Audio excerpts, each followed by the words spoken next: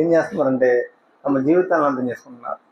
కానీ దేవుడు ఎంత విలువ ఇచ్చాడు నీకు చెప్పండి? దేవుడిచ్చిన విలువ సాధారణమైన విలువ కాదు. నీకు ఒక విలువని నిర్ణయించాడు. ఆ విలువ ఎంత విలువ అంటే, ఈ భూమి మీద ఉన్నటువంటి డబ్బులు మొత్తం కూడా పోగేసి ఇసుక రేణువులు ఈ భూమి మీద ఎంత ఉంటాయో, సముద్రాల్లో నదుల్లోని ఇసుక రేణువులు అన్నీ తీసుకొచ్చి ఒక్కొక్క ఇసుక రేణువుని లెక్క పెడితే ఎన్ని కోట్లు వస్తుంటారు? అన్ని కోట్ల డబ్బులు కూడా రానటువంటి, అన్ని కోట్ల డబ్బులు వెచ్చించిన అందనటువంటి ఆ అమూల్యమైన రక్తము చేత నిన్నేం చేశాడంటే ఆయన నిన్ను విమోచించి నేను కొనుక్కున్నాడు. దేవునికి స్తోత్రం కలుగును కాక. నేను కొనుక్కున్నాడండి. అది నీ విలువ. ఈ భూమి మీద ఉన్నటువంటి ధనం అంతటిని తీసుకొచ్చినా సరే కొనలేనటువంటి ఆ రక్తము చేత నిన్ను కొనుక్కున్నాడు ఆయన. అంటే దేవుని దృష్టిలో నువ్వు ఎంత విలువైన వాడివి, నువ్వు ఎంత విలువైన వ్యక్తివి అవునగా చెప్పండి. ఎంతో విలువైన వ్యక్తివి కాబట్టే ఈరోజు నువ్వు ఎక్కడ కూర్చున్నావు.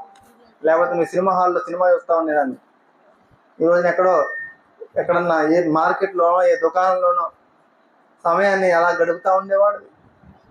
ఈరోజు ఆయన సందులో నువ్వు కూర్చున్నావంటే ఆయన నిన్ను విలువ పెట్టుకున్నాడు. కారణం ఏంటో తెలుసా? పరిశుద్ధాత్మకు నీ దేహము ఆలయముగా ఉంటుందా? ఆలయంగా, పరిశుద్ధాత్మక ఆలయంగా ఉంటుందా? అసలు మనకు ఆ గ్రహింపు ఉందా? లేదు. సో ఎందుకు మరి అంత విలువ పెట్టి ఎందుకు కొన్నాడయ్యా అని మనం చూస్తే గుర్తుపెట్టుకోండి. 4 విషయాలు చెప్పాను. 4 విషయాలు చెప్పానా? ఏంటో 4 విషయాలు మళ్ళీ చెప్పండి. మొట్టమొదటిది, ఈ దేహము దేవుని వల్ల అనుగ్రహించబడింది. రెండవది, మీరు మీ సొత్తు కాదు. మూడవది, మీరు విలువ పెట్టి కొనబడిన వారు. నాలుగవది, మీ దేహం పరిశుద్ధాత్మకు ఆలయమైంది. కనుక ఇప్పుడు చదవండి, అక్కడ మాట చూడండి. కనుక అంటే ఇన్ని విషయాలు చెప్పాడు. కనుక ఇన్ని విషయాలు, మరి ఇన్ని విషయాలు ఎంత విలువైనటువంటి విధానంలో మీ దేహానికి ఒక విలువని ఇచ్చాడు.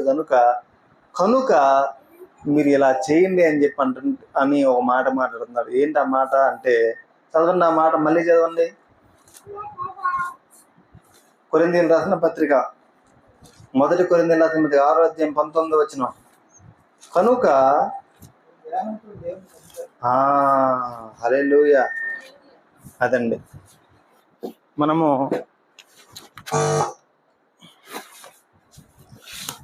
క్షమించాలి. చూడండి, కనుక ఇన్ని విషయాలు దేవుడు మీ దేహానికి మీకు ఇచ్చాడు కనుక మీ దేహంతో దేవుణ్ణి మహిమపరచండి. దేవునికి స్తోత్రం కలుగును గాక. మీరు ఎందుకు విలువ పెట్టి కొనబడినవారంటే, మీరెందుకు విలువైన వారంటే, పరిశుద్ధాత్మకు ఆలయంగా ఉంచింది దేనికంటే, మీరు మీ సొత్తు కానిది దేనికంటే, మీ దేహము దేవుని వల్ల నీకు అనుగ్రహించబడింది దేనికంటే, పరిశుద్ధాత్మకు నీ దేహము ఆలయముగా ఉంటూ నువ్వు దేవుని మహిమపరచాలని. దేవుణ్ణి ఏం చేయాలి చెప్పండి? మహిమపరచాలని చెప్పి దేవుడు నీకు ఈ దేహాన్ని అనుగ్రహించాలి. మరి ఎలా మహిమపరుస్తామండి? ఎలా మహిమపరచాలండి? అసలు మనం అనుకుంటామా ఈ దేహంతో దేవుని ఎలా మహిమపరుస్తామండి? రోమీయులకు రాసిన పత్రిక 12వ అధ్యాయం 1వ వచనం ఒకసారి చదువుకుందాం. రోమీయులకు రాసిన పత్రిక 12వ అధ్యాయం 1వ వచనం. కాబట్టి సహోదరులారా, పరిశుద్ధమును దేవునికి అనుకూలమునైన సజీవ యాగముగా మీ శరీరములను ఆయనకు సమర్పించుకొనుడి. ఇక్కడ కూడా మళ్ళీ ఒక మాట మాట్లాడుతున్నాడు. ఏంటది? ఇక్కడ కూడా మీ శరీరములను ఆయనకు సమర్పించుకొనుడి. ఏంటని చెప్పండి? నికోలాస్ కూర్చో కుదురుగా. మీ శరీరములను సమర్పించుకొనుడి. ఎలా మహింపరుస్తామండి? ఎలా మహింపరుస్తామంటే శరీరములను సమర్పించుకున్నది. ఎందుకోసం సమర్పించుకోవాలి? దేవుని ఆలయముగా ఉండడానికి. అది దేవునికి స్తోత్రం కలుగుగాక. నీ శరీరాన్ని ఎందుకోసం నీకు అనుగ్రహించబడిందంటే దేవునికి ఆలయంగా ఉండడానికి అనుగ్రహించబడింది. పరిశుద్ధాత్మక ఆలయంగా ఉండడానికి అనుగ్రహించబడింది. అలాంటి నీ దేహంతో దేవుని మహిమపరచమని మాట్లాడుతున్నాడు. ఎలా మహిమపరచాలి అంటే ఆయనకు నువ్వు సమర్పించుకో. ఎలా సమర్పించుకోవాలని చెప్తున్నాడో తెలుసండి? సమర్పించుకో అని చెప్తూ ఎలా సమర్పించుకోవాలో చెప్తున్నాడు. మొట్టమొదటిది చెప్పండి, పరిశుద్ధమును. ఎలా మహింపరుస్తామండి మరి దేహంతో? ఎలా మహింపరుస్తాము అంటే సమర్పించుకొనుట ద్వారా దేవుని మహింపరుస్తామంట. అయితే ఆ సమర్పించుకోవడం ఎలాగా సమర్పించుకోవడం అంటే మొట్టమొదటిది పరిశుద్ధమును. ఎలాగండి? పరిశుద్ధమును. ఎలాంటి సమర్పణ అంటే పరిశుద్ధ జీవితంతో కూడినటువంటి సమర్పణ, హోలీ లైఫ్ ఉందా ఈ రోజున?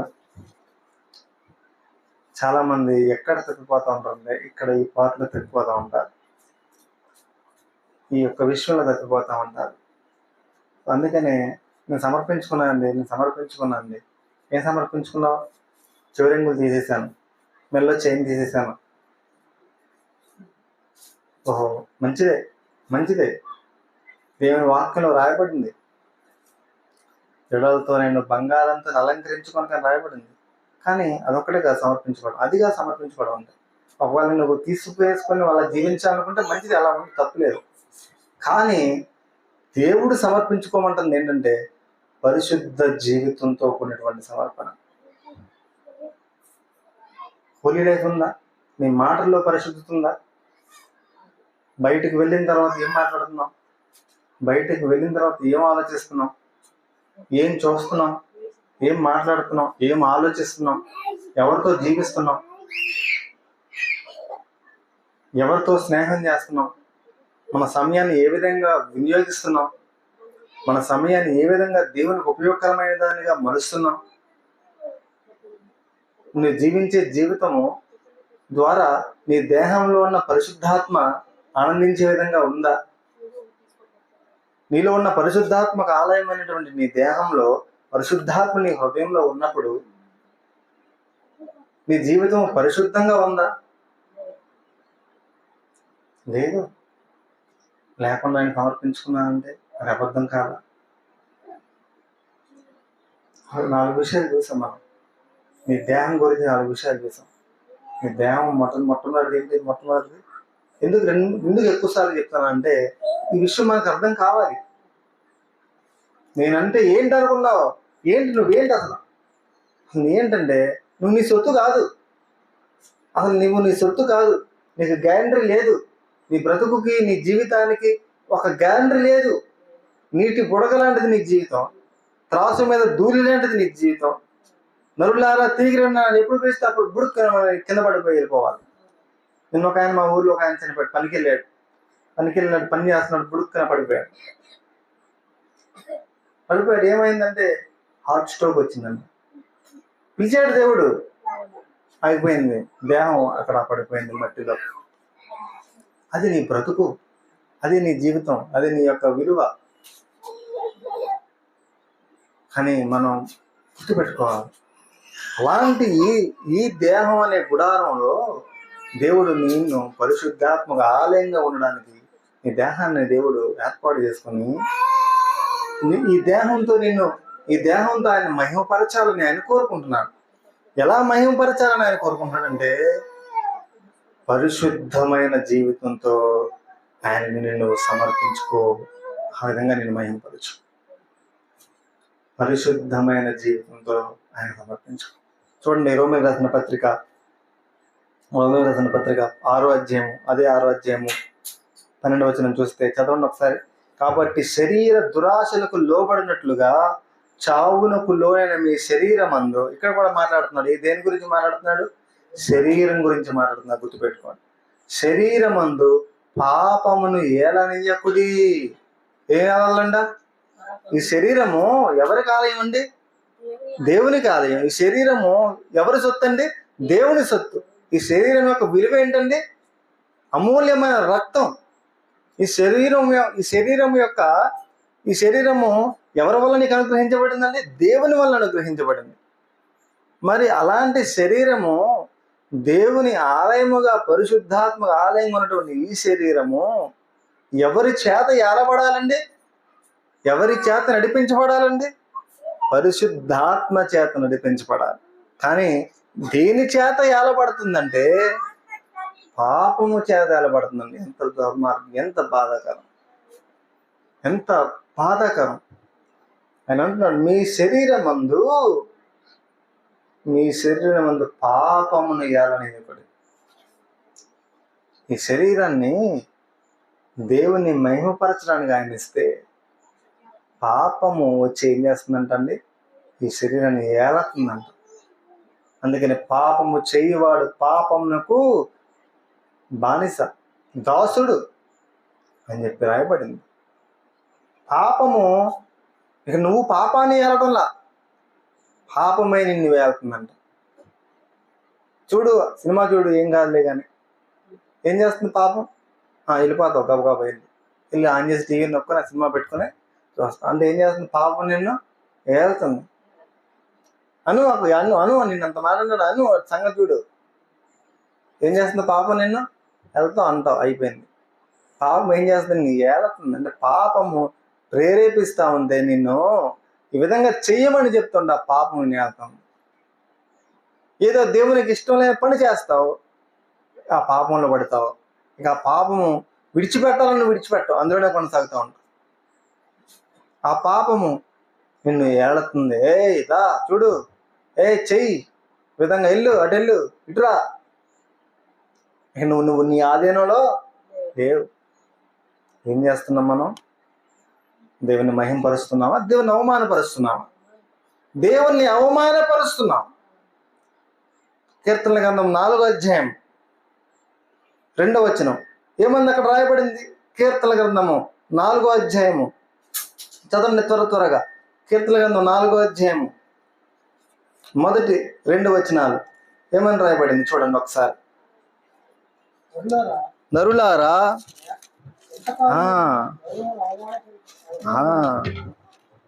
నరులారా, ఎంతకాలము నా గౌరవమును అవమానముగా మార్చెదరు?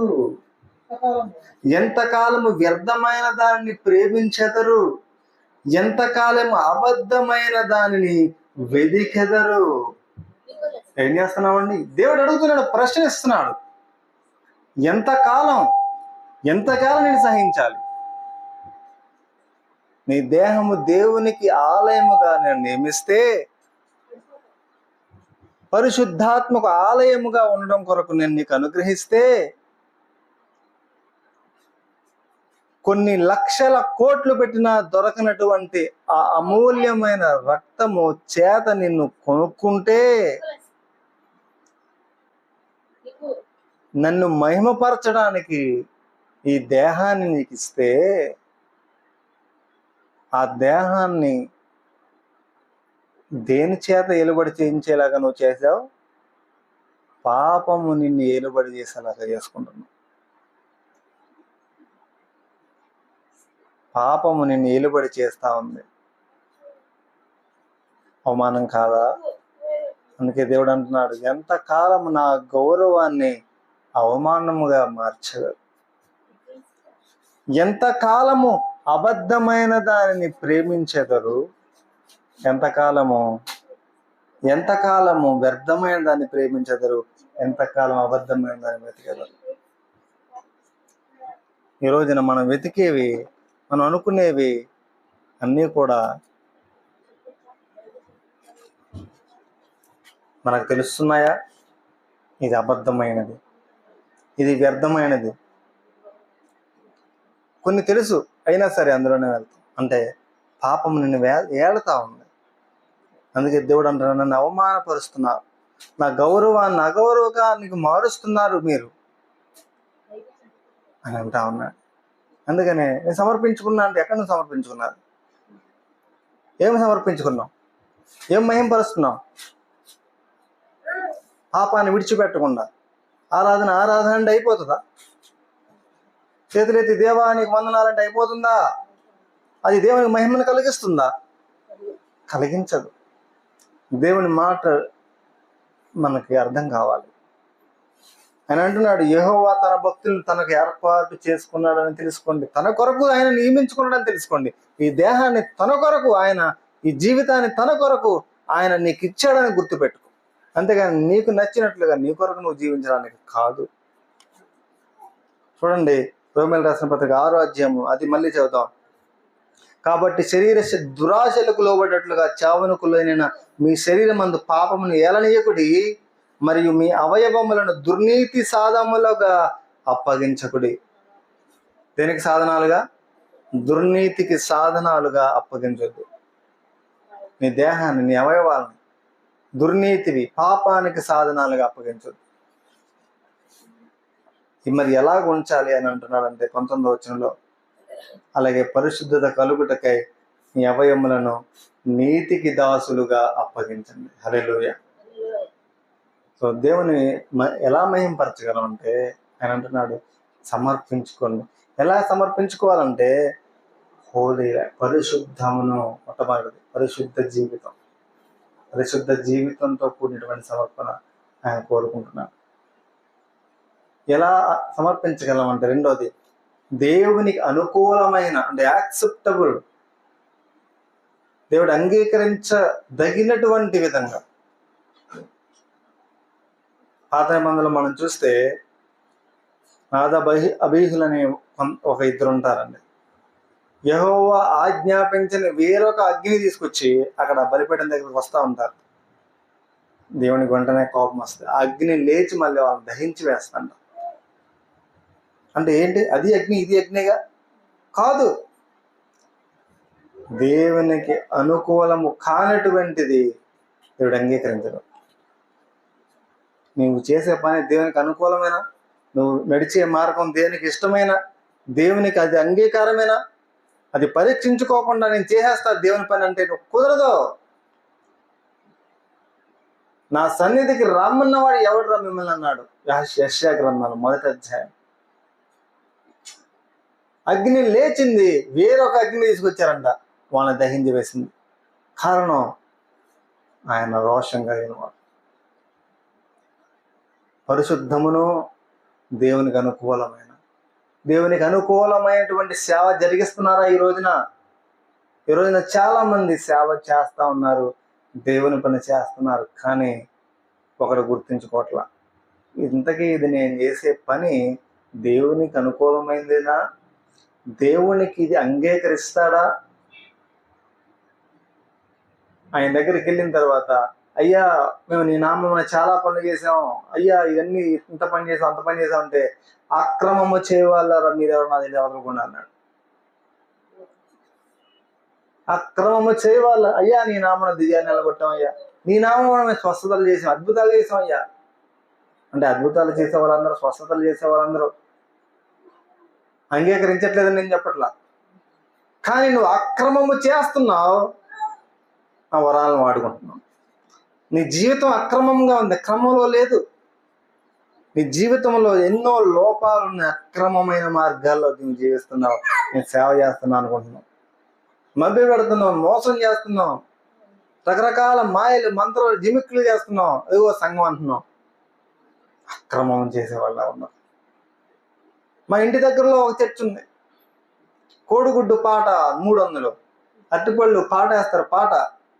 పాట ఒక అరటిపండు 3000 పెట్టి కొనుక్కుందండి ఒక సహోదరి. నాకు ఒకసారి మేము ప్రార్థనకి వెళ్ళినప్పుడు చెప్పింది, బాదంపూడి అనే ఊర్లో. గర్భఫలం కోసం నేను అరటిపళ్ళు కొన్నానండి, నాకు గర్భఫలం కలగలేదండి. మోసం, అక్రమం. సంఘం ఎంతమంది అండి? 300 మంది వస్తున్నారు. అక్రమము చేయవారు నా దగ్గర నుంచి పోవన్నాడు అంటాడు ఆయన. ఆయనకు అనుకూలమా? కాదు. దేవుని వాక్యంలో చెప్తా ఉంది, దేవుని వాక్యం చెప్తా ఉంది. ఎలా మహింపరుస్తావా దేవుణ్ణి అంటే, ఆయనకు అనుకూలమైనటువంటి విధానంలో చేయి నీ పరిచర్య. అంతేగాని ఒక పక్క పాపంలో, ఒక పక్క అక్రమంలో జీవిస్తూ నేను దేవుని పని చేస్తున్నాను అంటే ఆయన దగ్గర కుదరవు అవన్నీ కూడా. నేను ఎంతో దేవునికి చేస్తున్నాను, ఇదిగో ఇది ఇస్తున్నా, అది ఇస్తున్నా, ఇదిగో ఇదిగో అదిగో అదిగో అని అన్నీ చెప్పొచ్చు, కానీ నీ జీవితంలో ఉన్నటువంటి పాపాన్ని విడిచిపెట్టట్లేదు, అక్రమం, అది అంగీకరించదు దేవుడు. మొట్టమొదటి ఏం చెప్పండి?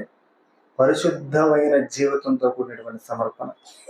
రెండవది పరిశుద్ధమును దేవునికి అనుకూలమైనటువంటి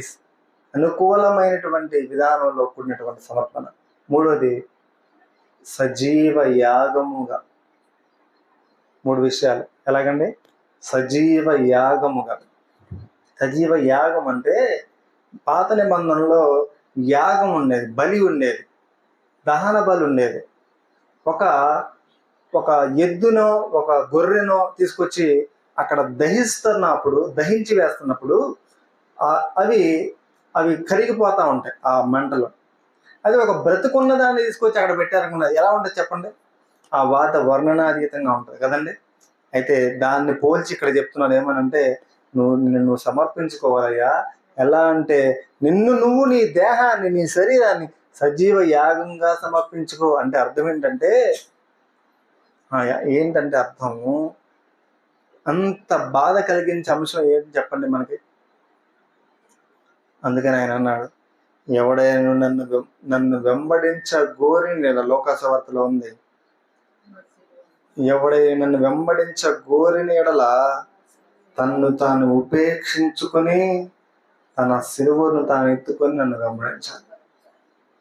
డినై హిమ్సెల్ఫ్ అన్నాడు. నీ యొక్క ఉద్దేశాలని, నీ ఇష్టాలని, నీ చిత్తాన్ని, నీ కోరికల్ని, వాటన్నిటిని విడిచిపెట్టాలి. ఆయన ఇష్టం ఏదో తెలుసుకొని ఆయన ఇష్టం చేయాలి. ఇది మనకి చాలా కష్టం. మనకు నచ్చింది మనం చేస్తాం, మనకు నచ్చింది మనం చేయలేం. కానీ నువ్వు విడిచిపెట్టాలి. ఆ వ్యక్తితో నువ్వు అతను క్షమించు అని దేవుడు మాట్లాడతాడు. నా వల్ల కాదు, ఇంకోటి ఏదైనా చెప్పి నేను చేస్తా. నీ చర్చి కట్టుకోవాలా, 1,00,000 రూపాయలు ఇవ్వాలా, ఇస్తా, ఓకే, నావని మాత్రం క్షమించను. నీ 1,00,000 రూపాయలు ఎవరికి కాదు అలాగే అంటాడు దేవుడు. నీ కష్టం క్షమించలేవు, బర్న్ అయిపోతా ఉంటావు. ఏమవ్వాలి అప్పుడు? ఏమంటాడు దేవుడు? అదే సజీవ యాగం అంటే. నీ ఇష్టం కాదు, నా చిత్తం. నువ్వు నన్ను వెంబడించాలంటే నిన్ను ఉపేక్షించుకో. నీకు ఇది ఇష్టం, ఈ వ్యక్తితో జీవించడం ఇష్టం, ఈ పాపాన్ని ప్రేమించడం ఇష్టం, ఈ చెడ్డ మార్గంలో నడవడం నీకు ఇష్టం, ఈ చెడ్డ అలవాటుని ఈ చెడ్డ అలవాటులో జీవించడం నీకు ఇష్టం, కానీ దాన్ని విడిచిపెట్టు అంటాడు దేవుడు. అది నీకు కష్టంగా ఉంటుంది, నీకు కష్టమే. ఒక వ్యక్తిని నీ జీవితంలో ఉన్నటువంటి ఆ పాపాన్ని విడిచిపెడతాం కష్టమే కావచ్చు, కానీ నువ్వేం చేయాలి చెప్పండి? విడిచిపెట్టాలి. అది కష్టమే. నువ్వు ఒక అమ్మాయిని ప్రేమించావు, పెళ్లి చేసుకున్నాను, కానీ దేవుడు అన్నాడు, ఇది నీ చిత్తం కాదు. ఉదాహరణ చెప్తున్నా, ఇది నా చిత్తం కాదు, ఇది ఈ అమ్మాయిని చేసుకున్నాడు. అప్పుడు ఏమనిపిస్తుంది? దేవుడు ఏమనుకుంటాడు? అమ్మాయికి అన్ని రకాలుగా చాలా ఆస్తిపాస్తులు ఉన్నాయి, అతని వెనకాల చాలా బ్యాక్గ్రౌండ్ ఉంది, మంచి కుటుంబము, అంతా బాగుంది, నేను ఆమెను చేసుకుంటాను అని అన్నాడు. దేవుడు అన్నాడు, వద్దు, ఏమైనా చేసుకో అన్నాడు. అప్పుడు ఏమనిపిస్తుంది నీకు అంటే, నువ్వు ఒక దేహాన్ని తీసుకెళ్ళి, ఒక బ్రతుకున్నటువంటి దేహాన్ని తీసుకెళ్ళి మంట మీద పెడితే ఎలాగా అతలాకుతలం అయిపోతుందో అలా అతలాకుతలం అయిపోతుంది. అలాంటి సిచ్యువేషన్లో కూడా నా ఇష్టం కాదు ప్రభువా, నీ ఇష్టమే నేను చేస్తాను, నీ ఇష్టమే నేను చేస్తాను అని చెప్పి నువ్వు అంగీకరించగలవా? చేసుకో. అమ్మాయి ఇటువైపు అమ్మాయికి నీకు ఇటువంటి బ్యాక్గ్రౌండ్ లేకపోవచ్చు, ఇటువంటి విధానంలో కూడా నీకు నచ్చకపోవచ్చు, కానీ నువ్వు చేసుకోమని చేసుకోవాలి. అది దేవుని చిత్తం నిర్వహణ. అది సజీవ యాగంగా నిన్ను అప్పగించుకోవడం అంటే నిన్ను నువ్వు ఉపేక్షించుకుంటున్నావు, నీ ఇష్టాలు ఉపేక్షించుకుంటున్నావు, నీ యొక్క చిత్తాన్ని ఉపేక్షించుకుంటున్నావు. ఆయన చిత్తం మాత్రం నువ్వేం చేస్తున్నావు అంటే తీసుకుంటున్నావు. ఇది ఈ విధంగా నువ్వేం చేయాలంట, సమర్పించుకో. అది దేవుని యొక్క చిత్తం. అందుకనే అన్నాడు, పరిశుద్ధమును దేవునికి అనుకూలమునైన సజీవ యాగముగా మీ శరీరములను దేవునికి సమర్పించుకున్నది. హల్లెలూయా. ఈ విధంగా మనం ఏం చేయాలంటే మన దేహంతో దేవుణ్ణి మహిమపరచాలి. రెండవది మాట చదివితే నేను ముగిస్తాను చూడండి. అదే కింద ఉంది రాయబడింది, అదే 12వ అధ్యాయము క్రింద, ఈ లోక మర్యాదను అనుసరింపక ఇట్టి సేవ మీకు యుక్తమైనది. మీరు ఈ లోక మర్యాదను అనుసరింపక ఉత్తమమును అనుకూలమును సంపూర్ణమునై ఉన్న దేవుని చిత్తమేదో పరీక్షించి తెలుసుకున్నట్లు మీ మనస్సు మారి నూతన మగుట వలన రూపాంతరము పొందుడి. సో ఇక్కడ మాట్లాడుతున్నాడు, మీరు ఎలా దేవుని మహిమపరుస్తామంటే, ఒకటి, పరిశుద్ధమును దేవునికి అనుకూలమైన సజీవ యాగముగా నిన్ను సమర్పించుకునడం ద్వారా దేవుణ్ణి నీ దేహంతో మహిమపరుస్తావు. రెండవది, నువ్వు రూపాంతరం చెందడం ద్వారా దేవుని మహిమపరుస్తావు. ఎలా రూపాంతరం చెందాలంటే ఈ లోక మర్యాదను అనుసరించక. మనకి లోక మర్యాద ఉందా? మనం అక్కడికి వెళ్తామండి, అందరూ వస్తారు పట్టు చీరలు కట్టుకొని, మనం కూడా వెళ్ళాం. కొబ్బరికాయ కొట్టమన్నారు, మనం ఏం చేయాలి? అప్పుడు కొట్టకూడదు. పసుపు రాసుకున్నాను, వద్దండి. అంటే మీ చిన్న ఎగ్జాంపుల్ చెప్పాను. ఇంకా ఈ లోక మర్యాదలు చాలా ఉన్నాయి, ఈ లోకానుసారమైనటువంటి చాలా ఉన్నాయి, ఎన్నో రకాలైనటువంటి వాటిని మనకి ఉన్నాయి. వాటన్నిటిని లోకం చెప్తుంది. మీరు ఎలా ఎందుకు చేశారండి? అక్కడికి వెళ్తే బాగుండేది కదండి. ఆయన దగ్గరికి వెళ్తే అక్కడ ఆయన ఒక తాయిత్తు ఇస్తాడు, అది కట్టుకుంటే దెబ్బగా తగ్గిపోద్దండి, పిచ్చికలను ఏమి రావు. ఇక అంటే ఏంటిది? లోకంలో చాలా సలహాలు చెప్తారు. నువ్వు ఎవరి సలహాలు నా లోకంలో ఎవరి ఆలోచన ఉన్నా ఎన్ని తీసుకొచ్చి ఎక్కడ పెట్టండి, పక్కన పెట్టాలి. మరి ఎవరి సలహా తీసుకోవాలి, ఎవరి మార్గంలో నడవాలంటే ఉత్తమమును అనుకూలమునైన సంపూర్ణమునై ఉన్న దేవుని చిత్తం ఏదో అది పరీక్షించుకొని దాన్ని మాత్రమే చేసేలాగా నువ్వు రూపాంతరం చెందాలి. ఎలా రూపాంతరం చెందాలి చెప్పండి? ఉత్తమమును దేవునికి అనుకూలమై ఉన్నటువంటి దేవుని చిత్తం మాత్రమే చేసేలాగా. ఏ పని చేసినా దేవా ఇది నీ చిత్తమా కాదా అని తెలుసుకొని ఆ దేవుని చిత్తం మాత్రమే చేసే విధంగా నీ మనసు రూపాంతరం చెందాలి.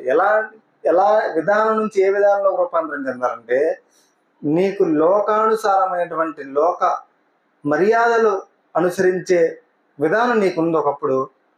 ఆ లోక మర్యాదను అనుసరించే విధానం విడిచిపెట్టి దేవుని చిత్తం మాత్రమే చేసేటువంటి విధానంలోకి నీ హృదయము, నీ జీవితము రూపాంతరం చెందాలి. ఆ రీతిలో నువ్వేం చేయగలవంటే దేవుణ్ణి మహిమపరచగలవు. కాబట్టి రెండు విషయాలు చూసాం. మన దేహం గురించి కొన్ని విషయాలు చూసాం. మన దేహం ఏంటి చెప్పండి? మన దేహము దేవుని ఆలయం. మన దేహము దేవుని నుంచి మనకు అనుగ్రహించబడింది. మన దేహము విలువ పెట్టి కొనబడింది. మన దేహము మన సొత్తు కాదు. ఇలాంటి మన దేహాన్ని ఎందుకు మనకి ఇచ్చాడంటే ఆయన మహిమపరచడానికి ఇచ్చాడు. మరి ఎలా మనం ఈ దేహంతో ఆయన మహిమపరచగలం అంటే, పరిశుద్ధమును దేవునికి అనుకూలమైన సజీవ యాగంగా ఆయనకు మనం సమర్పించుకున్నట ద్వారా ఆయన మహిమపరచగలం. లోక మర్యాదను అనుసరించక దేవుని చిత్తాన్ని అనుసరించే విధంగా రూపాంతరం చెందుట ద్వారా ఆయన మనం మహిమపరచగలం. అటు మనం పరిశీలన చేసుకుందాం. మన దేహంతో దేవుని మహిమపరుస్తున్నామా, లేకపోతే మన దేహంతో దేవుణ్ణి బాధిస్తున్నామా? మనం పరిశీలించుకుందాం. తలలు వంచుదాం, మోకరిద్దాం.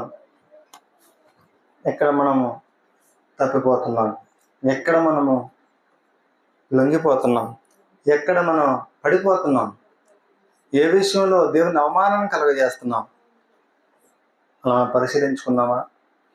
నీకు నచ్చిందని, నీకు ఇష్టమని ఆ మార్గంలో నడుస్తున్నావా?